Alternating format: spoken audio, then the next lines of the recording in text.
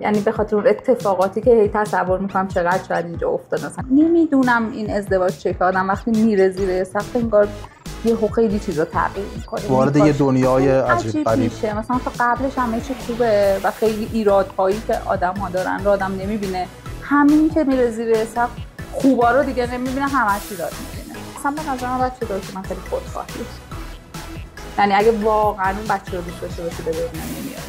چون تا لحظه آخر مرگ اون بچه که مثلا تو 80 سالگیه، اون پدر و مادر دخیلن تو کارهای خوب و بعد اون بچه. بله. اصلا قدیم که یه چیزی رو زندگی میدونستم، همون رو زندگی میکردم.